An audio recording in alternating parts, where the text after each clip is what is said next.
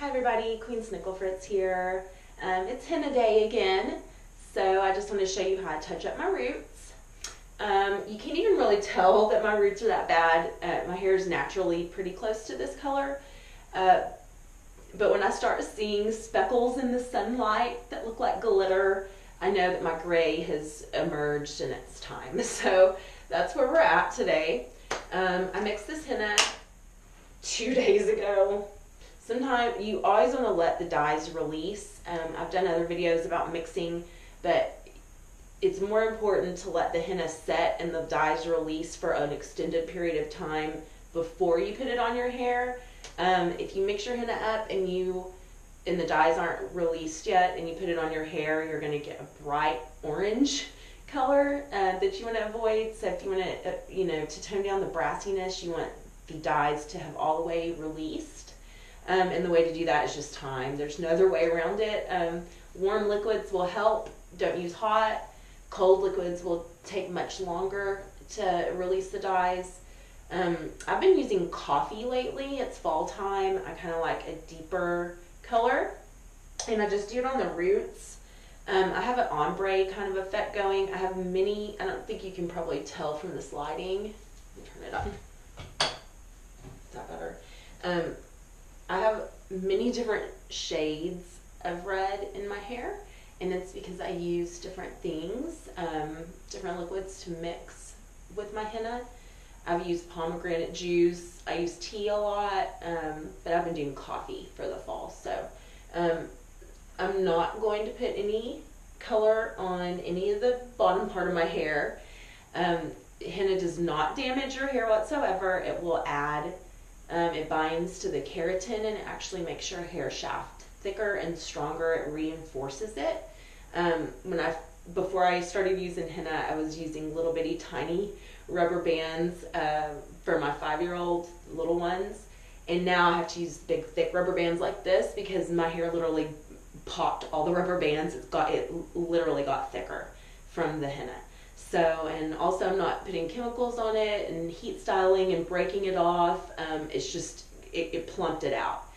So it's definitely, if you have damaged hair and you want to add a layer of protection onto it, you want to thicken that shaft and make all the follicle, be whole, then you need to use henna. It's great.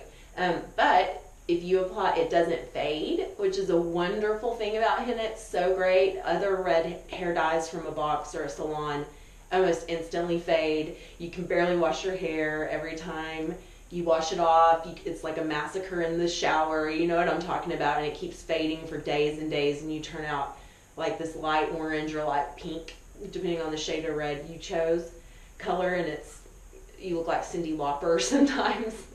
Not that there's anything wrong with looking like Cyndi Lauper, by the way. She's awesome. But if that's not the look you're going for and you want to look more of a natural red, this is the only way to go, in my opinion. So I've been dyeing my hair red for many, many moons.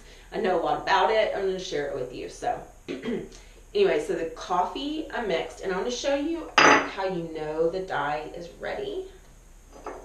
And it's because you can see the different, there will be a layer on the top, like a skim on the top of a pond, kind of, to where you can see a separation of color, and that's how you know it's released and it's ready. This one's probably way released, but I'm going to show you without spilling it, hopefully. Can you see that? So let's see. So see how it's like, do you see that? I'm going to move the camera so you can see. Can you see this better here? This lighting, I don't know if it's the best, but okay, so do you see how it's all different colors in there? That means the dye's released. Okay. I'm using a GoPro, so it's a wide lens angle, so I feel like I'm in a crystal ball right now. But so step one, when you're doing your roots, if you want to do it all over, great. It's super easy. First time, do it all over. Second time, do it all over, but then it can get darker and darker. That color will layer upon itself. So if you want to, and it doesn't fade off. So I like my tips to be blonder. I spent a lot of time this summer lightening the tips naturally. which I'll tell you about when it gets to summertime again. But so in order to keep the henna off the tips, the first thing I'm going to do is oil the ends of my hair, and then I also oil my hairline because it helps the henna from absorbing into my skin. You do have to be careful. It is exactly the same henna that the Indian women use at weddings to put the intricate designs on their hands and feet. It is the same henna, skin grade henna is what you want to use on your hair, nothing less. And if it gets on your skin, it's going to stay there for up to 2 weeks. So you really have to be careful. That's why if you want someone like me who knows how to do it, I'm a beauty school dropout, I'll be happy to come over to your house and apply it to you where you won't have it all over your ears and neck and face, but you can do it yourself. So let's get started. This is my favorite oil for my hair. I use many oils for different reasons. There's tons of different oils. This particular one is mustard oil that I have infused with curry leaves. I absolutely love it. So the Indian grocery store where I buy many things, the lovely lady there told me about curry leaves, fresh ones, not dried or anything. And I go buy curry leaves from her every other week, and then I infuse them in my oils. Curry leaves are I love the way they smell, and also they're really good for your hair. So, I take advice from Indian women every chance I get. So if y'all, not just Indian women, but I'm interested in other cultures very much so, and I like to adopt their practices because I think it's interesting. Indian women have been using henna on their hair for thousands and thousands of years, so I think they know something about it. The Indian women have gorgeous, long, healthy, wonderful, shiny hair, and they use curry leaves on it apparently, so I will as well. And then mustard oil, the reason why I like mustard oil, it does smell kind of pungent, but I love it. Like, mustard is my favorite condiment anyway. There's going to be a lot of smells on your head for the next few hours. Just kind of get used to it. And also, I make candles. You can light a candle. Try to, smell some aromas other than all of these. But it's not too bad. It's short. No pain, no gain, right? So, this is mustard oil, curry leaves. I've been infusing this for a couple weeks.